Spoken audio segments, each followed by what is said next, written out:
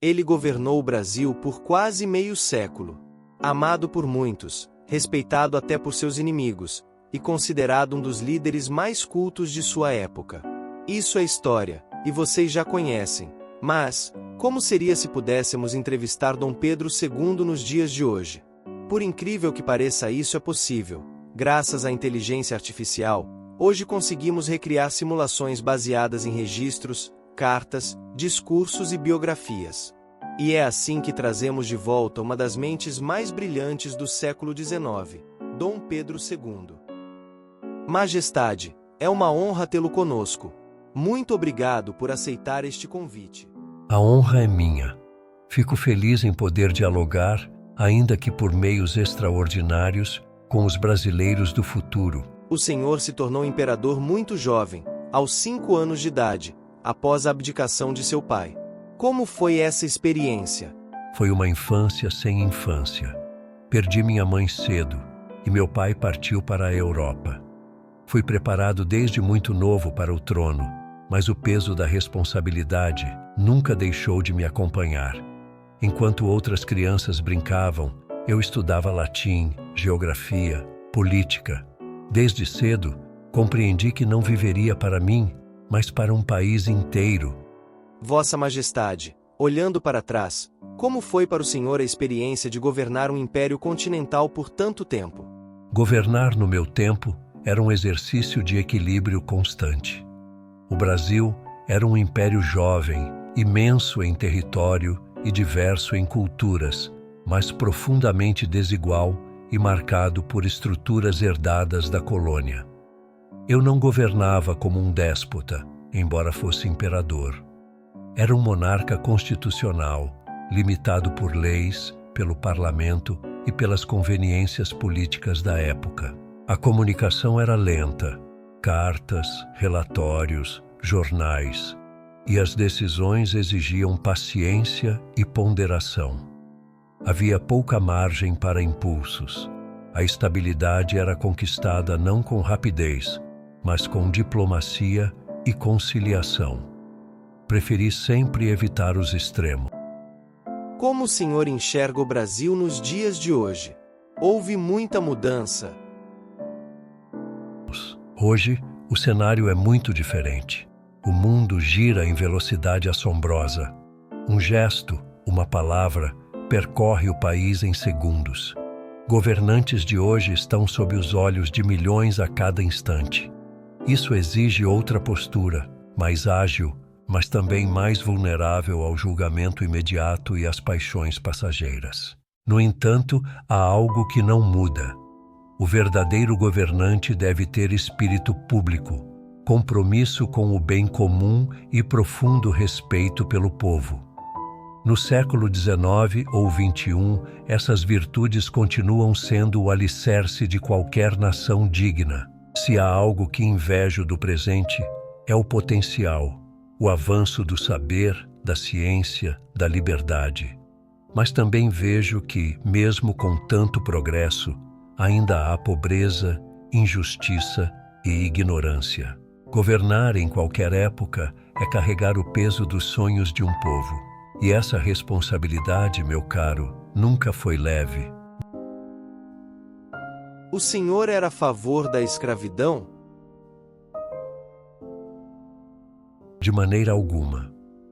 Sempre considerei a escravidão uma chaga moral, uma contradição intolerável num país que deseja chamar-se civilizado. Desde jovem, manifestei repúdio à prática.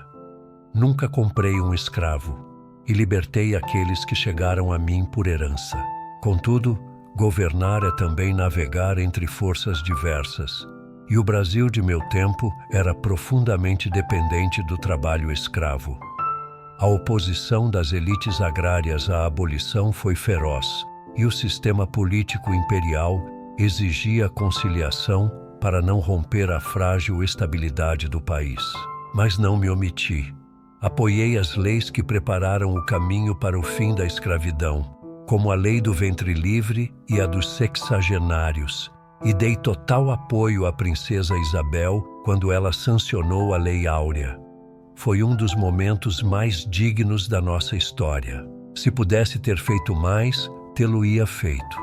Mas, como imperador constitucional, muitas vezes fui limitado pelo jogo político. A abolição veio tarde, e disso o Brasil ainda carrega cicatrizes. Como o senhor reagiu com a notícia de que Marechal Deodoro da Fonseca havia proclamado a República? Foi uma dor silenciosa. Não por perder a coroa, desta sempre fui apenas um guardião passageiro, mas por ser separado do Brasil, minha pátria amada, a qual dediquei toda a minha vida. Quando recebi a notícia do golpe, não revidei. Não por fraqueza, mas por respeito ao povo. Não queria que se derramasse uma gota de sangue em meu nome. Eu já estava velho, cansado, e se a nação desejava outro rumo, que seguisse em paz. Ao embarcar para o exílio, levei comigo apenas livros, cartas e recordações. Recusei dinheiro, recusei honrarias. Parti como cidadão comum, mas com o coração ainda imperador. Morri longe, é verdade, mas pedi que meus restos retornassem ao Brasil. E assim foi feito. Porque mesmo longe, jamais deixei de ser brasileiro. E jamais deixei de amar o Brasil. O senhor acha que a restauração da monarquia é possível com o plebiscito de 2026? Diria que é improvável. Por falta de valor no sistema e também porque a cultura política brasileira mudou.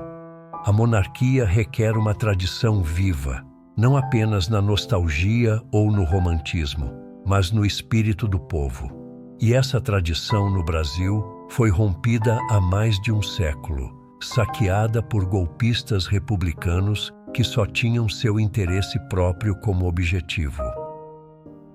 Qual é a sua opinião sobre o atual presidente do Brasil? Se o senhor Luiz Inácio Lula da Silva foi eleito pelo povo mais de uma vez, é porque representa de alguma forma esperanças, dores e aspirações de uma parcela significativa da nação. Isso, por si só, deve ser respeitado dentro do princípio da soberania popular. Sua trajetória é notável. Ele veio de origens humildes, de um povo esquecido, sem acesso à educação formal, e ascendeu ao mais alto cargo do país, algo que, em meu tempo, teria sido quase inimaginável. Essa ascensão é um testemunho da força da democracia e da esperança que muitos brasileiros depositam em seus líderes. No entanto, todo governante, seja qual for sua origem, deve governar para o povo e não para si mesmo. A história mostra que o poder, quando cercado de egoísmo ou interesses pessoais, pode afastar o líder daqueles a quem deve servir. Majestade, agradecemos profundamente por suas palavras e por compartilhar conosco não apenas fatos históricos, mas sentimentos que atravessam o tempo. Foi uma honra ouvir um pouco mais do homem por trás da coroa. Eu agradeço pela oportunidade de compartilhar parte de minha história. E se minhas palavras puderem inspirar reflexão, respeito e conhecimento, então ainda estarei servindo a pátria, mesmo através dos séculos.